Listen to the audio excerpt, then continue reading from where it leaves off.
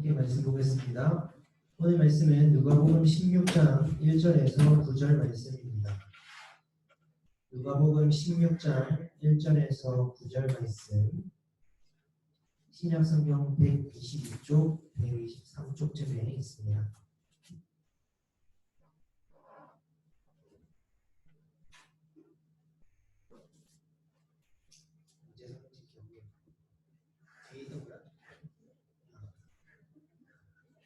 집에서 귀여워서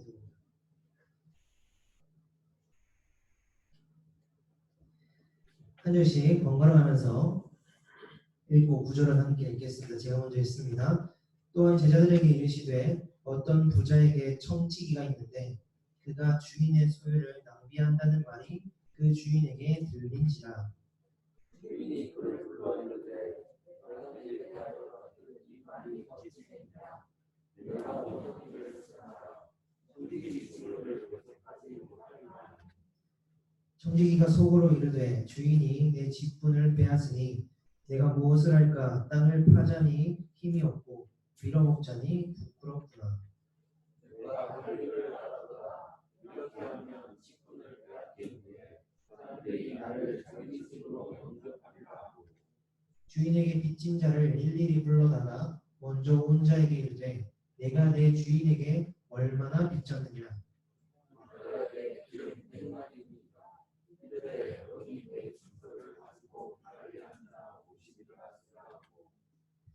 또 다른 이에게 이르되 너는 얼마나 빚졌느냐. 이르되 밀백석이니이다. 이르되 여기 내 증서를 가지고 80이라 쓰라 하였는지라.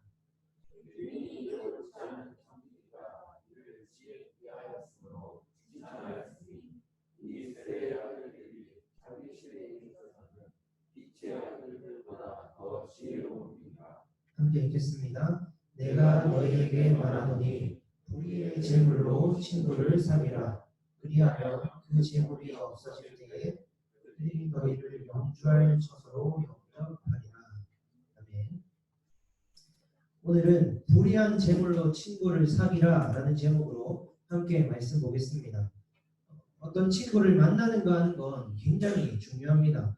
사람들은 그 친구의 영향을 되게 많이 받기 때문입니다. 옆에 한번 쳐다보세요. 친구 잘 만났습니까? 다들 표정이 갸우뚱한데 이러면 안 되는데. 오늘 본문에서는 그럴 수 있습니다. 오늘 본문에서는 잘 만났습니다. 다들. 예수님께서 불의한 재물로 친구를 사귀라 라고 말씀하고 계십니다.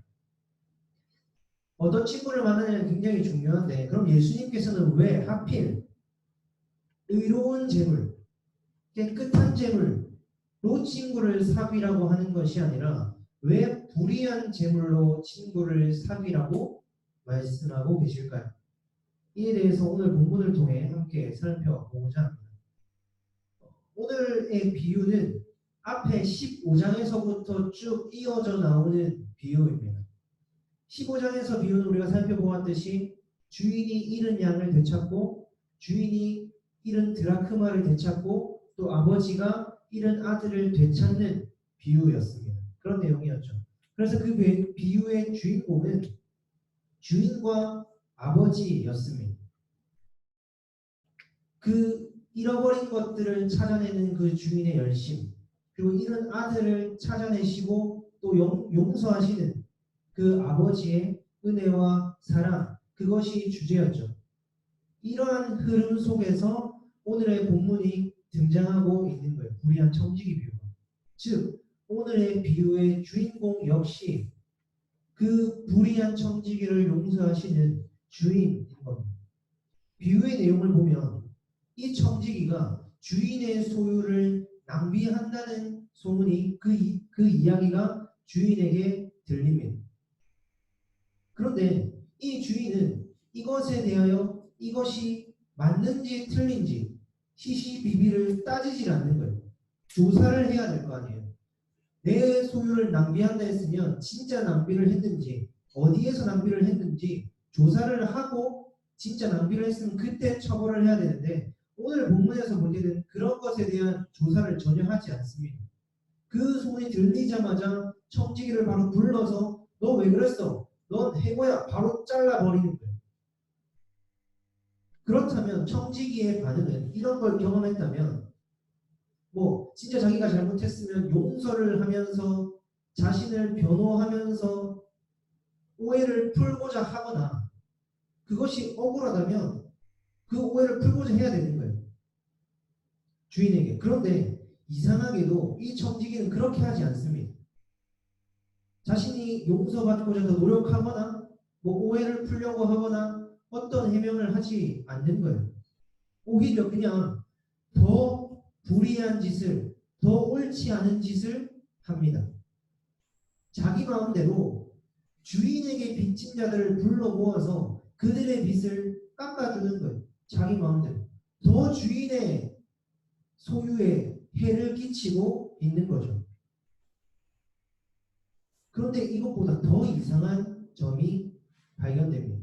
그것은 이렇게 옳지 않은 행동을 계속하고 있는 그 불의한 청지기에게 주인이 칭찬하고 있다라는 거예요.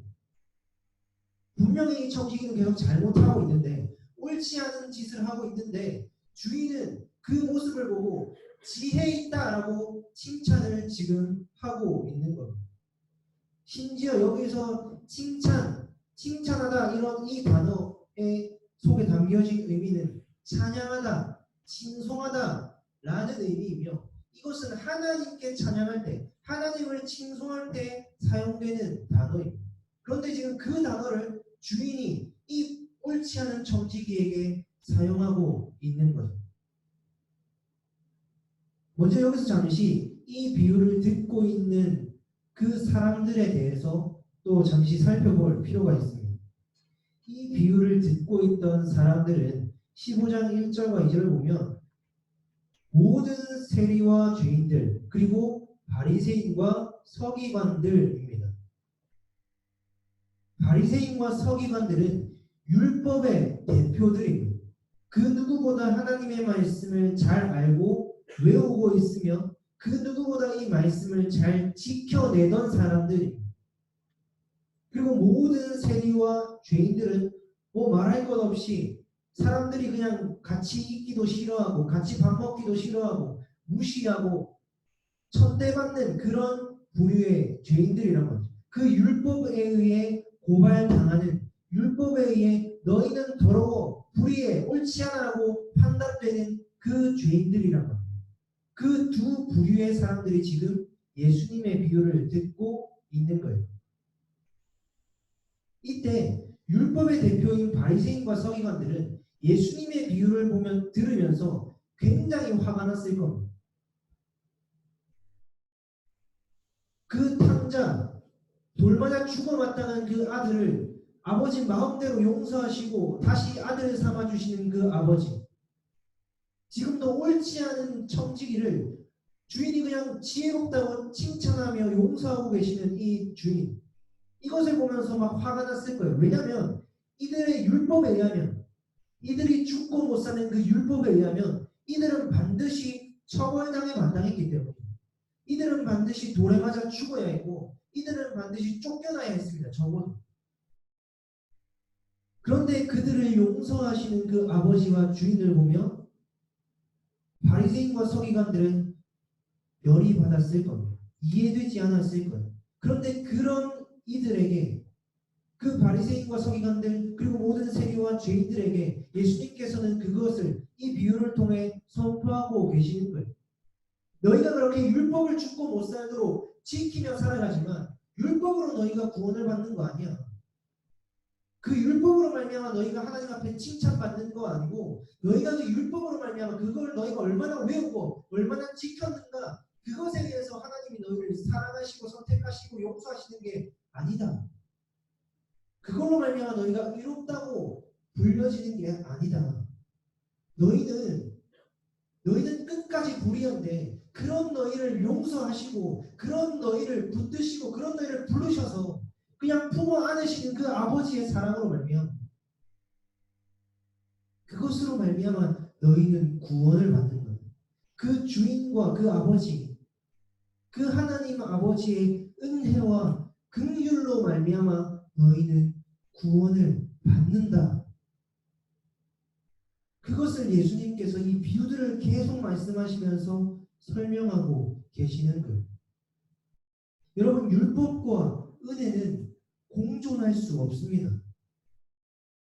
여기서 말하는 율법은 이 하나님의 말씀, 이것을 어떻게든 우리 인간의 가능성과 인간의 가치를 포기하지 않고서 내가 이것을 그래도 지켜내야지.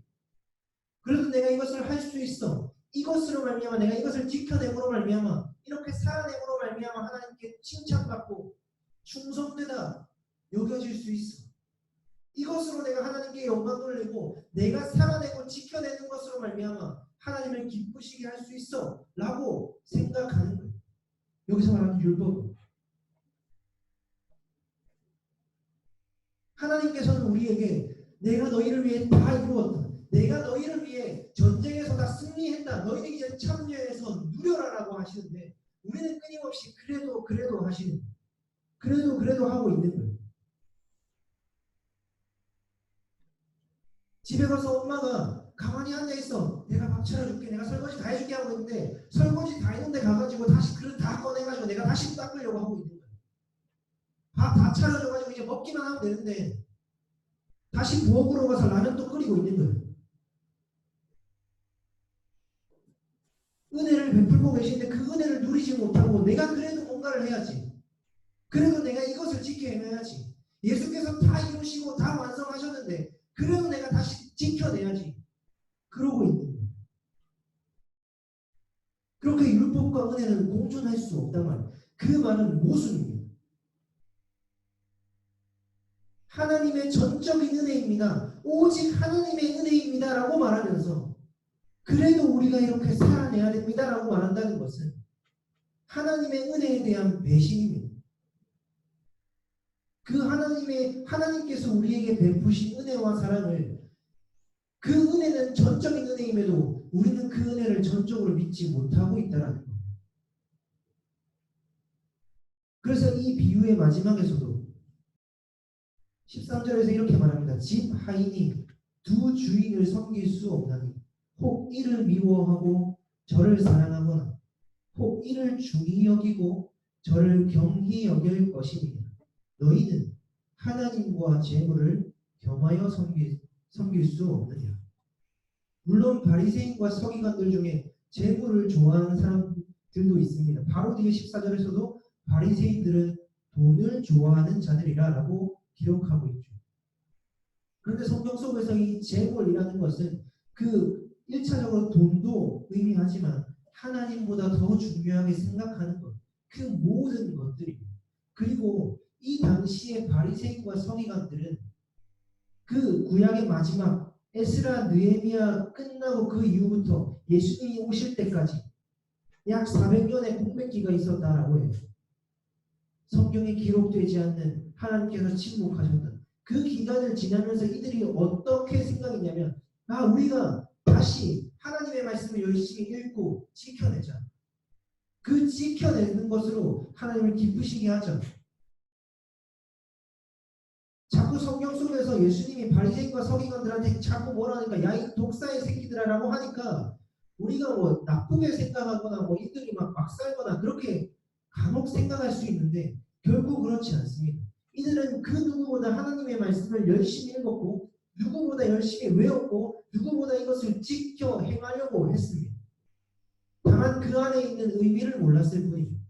그럼 겉으로 보기에는 우리가 보기에는 그 누구보다 훌륭하고 위대하고 경건한 종교 지도자입니다. 우리 눈에 보기에는 정말 유명한 저분은 진짜 겸손하시다. 진짜 말씀대로 살아가신다. 진짜 대단하시다라고 말할 법한 그런 사람들이 바리새인과 서기관들이었단 말입니다. 이 당시. 그런데 예수님께서는 그들을 향해 얘들아 율법이 아니야. 그것으로 너희가 이롭다 되는 거 아니야. 오직 하나님의 은혜로 되는 거야. 너희는 그렇게 무시하는 그 모든 세리와 죄인들 저들이 은혜로 구원받는 거야. 나는 죄인을 부르러 왔지 의인 부르러 온 거 아니야. 나는 말씀 잘 지키고 있어. 나는 그래도 잘 살아내고 있어라고 하고 있는 자칭 의인들 말고 가슴을 치며 자기의 죄를 아는 자들, 그들 내가 부르러 온 거야. 그래서 바로 뒤에서도 다소 뜬금없어 보이게 율법과 하나님의 나라의 복음에 대해서 예수님께서 말씀하고 계시는 거예요. 끊임없이 율법이 아니라 은혜다 얘들아.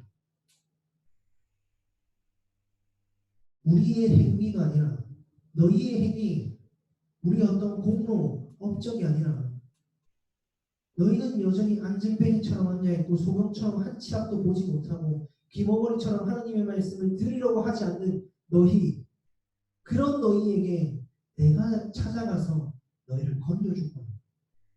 너희의 눈을 뜨게 하고 너희의 귀를 열어서 나의 말씀을 듣게 해서 오직 은혜로 생명 가운데로 인도한 거야. 너희는 그 은혜로 사는 자들이다. 그것을 끊임없이 설명하고 계시는 거예요. 그러니까 이런 바리새인과 서기관들 앞에 예수님께서 하나님과 재물을 겸하여 섬길 수 없다. 이런 상황에서 본다면 단순히 그런 탐욕, 단순히 이들이 그냥 막 산다, 그런 것으로만 생각하기는 어렵습니다. 예수님께서 말씀하고자 하시는 건 이러한 상황 속에서 본다면 너희 율법과 은혜, 그건 공존할 수 없는 거예요. 너희가 율법을 중히 여긴다면 은혜를 경히 여기고 있다. 너희가 율법을 붙들고 있다면 은혜를 포기하고 있다.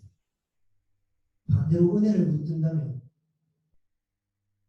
율법을 경히 여길 수밖에 없다라고 되는 거예요.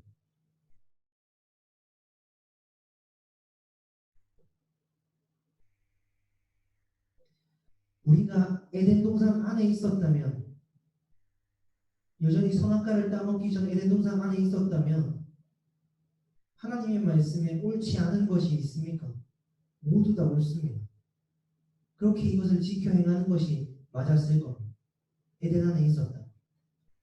그런데 우리는 선악과를 떠먹고 에덴 밖에 있는 우리는 이것을 에덴 밖에서 어떻게 열심히 지켜낼까, 어떻게 열심히 살아낼까, 어떻게 열심히 충성 봉사할까가 아니라 그것들을 통해서 우리의 죄를 깨닫고 우리의 연약함을 깨닫고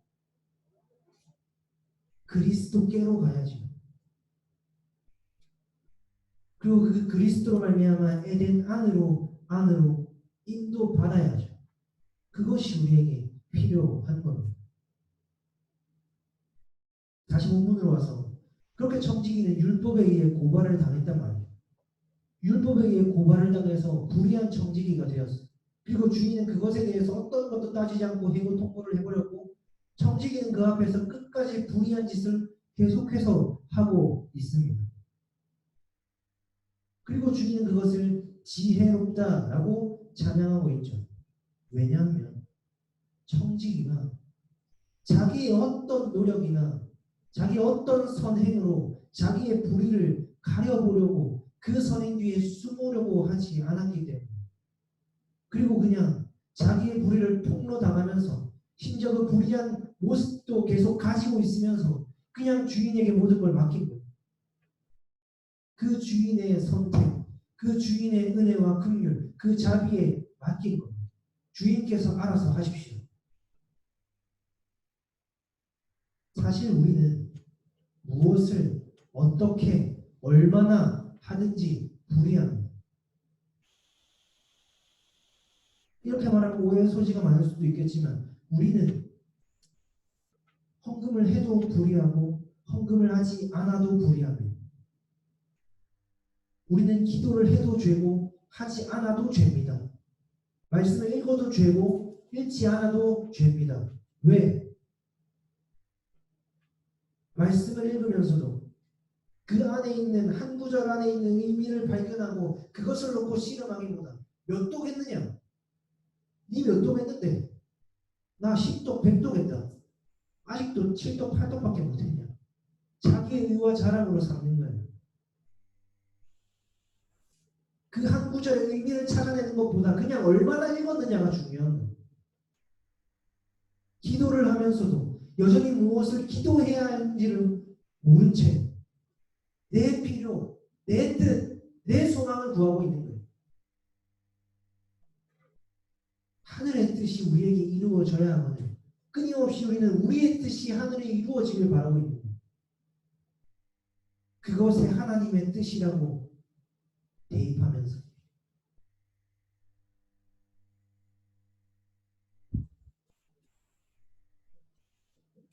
그렇게 우리는 무엇을 얼마나 어떻게 하든지 불이합니다.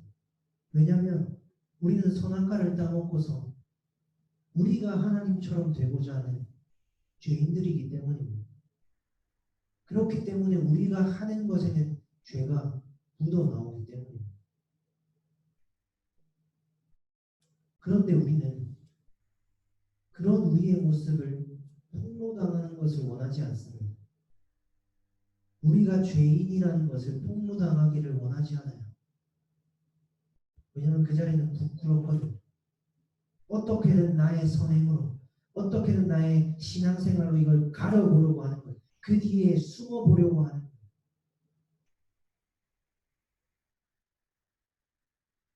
우리는 이토록 어리석고 또 끝까지 불의하면서 또 깨끗한 척 하려고 하는 악취가 나는 죄인입니다. 그렇기에 이 본문에서 말씀하시는 불의한 청지기의 지혜는 결국 우리의 지혜가 아닌 거예요. 그 율법의 고발 앞에 불의한 우리를 대신하여 불의하다 고발 당하시고 심지어 그분은 진짜 죄도 없으세요. 그런데도 그냥 불의하다 하는 그 고발 앞에 고발 당하시고 폭로 당하신 다음에 그냥 죽으시는 거예요. 바로 그 예수 그리스도의 지혜입니다. 사실 그 고발은 우리가 당해야 하는 것임에도 불구하고 우리가 율법 앞에 저주받아야 하고 망할 놈들임에도 불구하고 그 예수께서 우리를 대신하여 망할 놈 되시고 죽일 놈 되셔서 십자가 위에서 죽으시는 거예요. 그러고서 그 밑에서 예수를 향해 손가락질하고 있는 그들을 향해 우리를 향해 아버지여 저들을 용서하여 주시옵소서.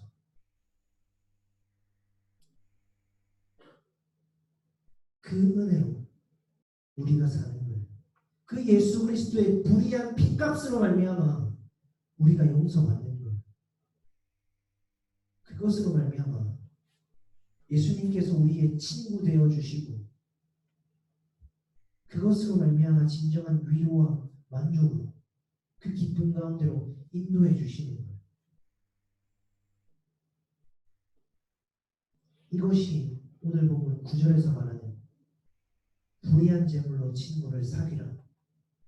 이것의 의미입니다.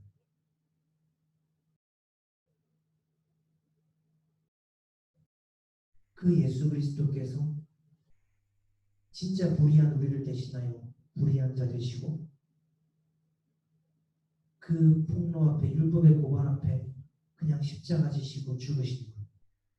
그리고 그 예수 그리스도의 불의한 피값으로 말미암아 우리를 친구 삼아 주시고 우리를 진정한 위로와 만족 가운데로 인도하여 주신 것 말입니다.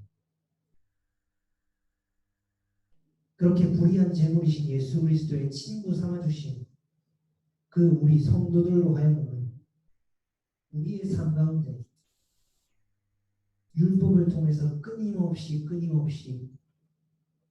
우리의 죄를 발견하게 하실 겁니다. 네 죄 말고 내 죄.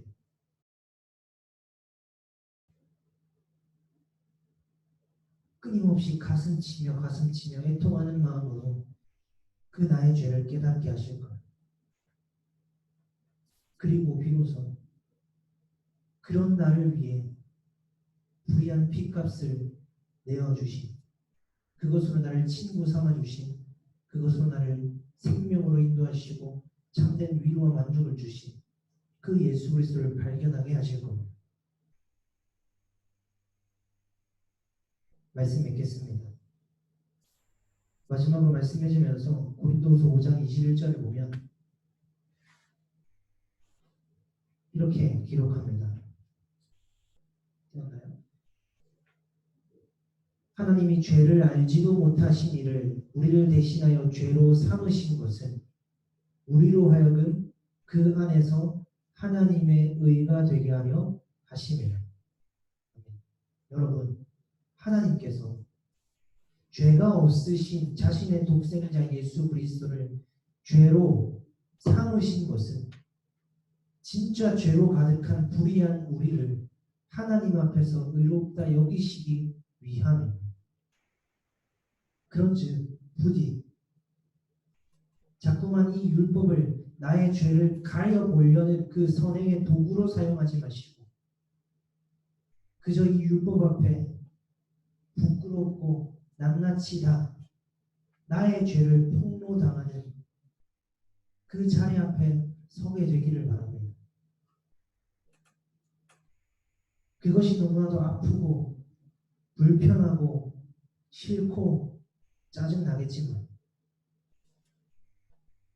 그때 비로소 그런 우리에게 베푸신 그 예수 그리스도의 은혜와 사랑을 발견하게 될 겁니다. 그 여러분의 삶, 그 매일의 삶 가운데서 그 예수님이 보여지고 들려지게 될 거예요. 나와 아무 상관없는 예수, 나에게 영향 없는 예수가 아니라 그냥 우리가 말로만 예수 열방의 소망, 예수 우리의 위로자라고 하는 것이 아니라 그 고백이 진짜 우리에게 절절하게 깨달아질 때가 올 겁니다. 여러분, 우리를 대신하여 불의해지시고 그 율법에 고발당하셔서 십자가 지심으로 그 불의의 핏값으로 말미암아 우리를 용서하시고 자신의 친구 삼아주시고 비로소 진정한 위로와 만족 가운데로 그 생명으로 인도하여 주신 그 예수 그리스도의 은혜와 사랑을 부디 저와 여러분의 매일의 삶 가운데 그냥 이 잠깐 시간 말고 매일 매 순간의 삶 가운데 경험하고 발견하고 깨달아 누리게 하시기를 간절히 바라고 소망합니다.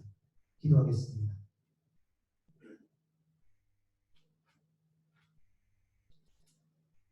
하나님 아버지,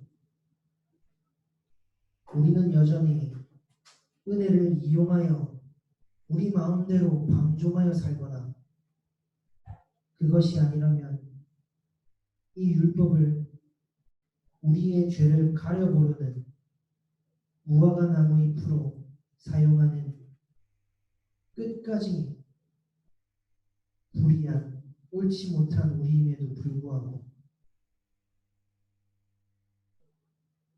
그런 불의한 우리를 위해서 죄가 없으신 예수 그리스도를 보내주시고 그 예수 그리스도를 죄로 삼으셔서 십자가에 못 박아 죽이심으로 말미암아 그 불의한 핏값으로 우리를 친구 삼아주시고 진정한 위로와 만족 가운데로 그 기쁨 가운데로 인도하여 주심에 참으로 감사합니다. 하나님, 우리가 살아가는 그 매일의 삶 가운데 이 예수 그리스도가 발견되어지길 바랍니다.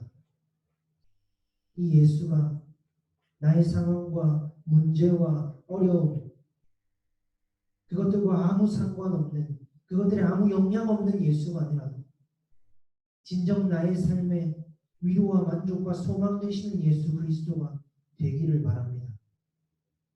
주님, 부디 우리를 불쌍히 여겨주시고 그 예수 그리스도의 은혜와 사랑을 우리의 매일의 삶을 통하여 깨달아 누릴 수 있도록 하나님 은혜를 더하여 주시옵소서. 율법의 고발 앞에 우리가 얼마나 죄인인지, 죄인 중에 괴수인지, 죽어 마땅한, 저주받아 마땅한, 망해 마땅한 죄인인지를 부끄러움과 수치 가운데 깨닫게 하여 주시옵소서. 그리고 비로소 그런 우리를 위해 이 땅에 오시고 율법을 온전히 다 이루시며 십자가에 못 박혀 죽으시고 다시 부활하신 그 예수 그리스도의 은혜와 사랑을 발견하게 하시고 그것을 진정 누리며 나아가는 우리 모든 중등부 되게 하여 주시옵소서. 그렇게 하실 주님을 기대하며 감사합니다. 주님, 살아계신 우리 주 예수 그리스도의 이름으로 기도드립니다.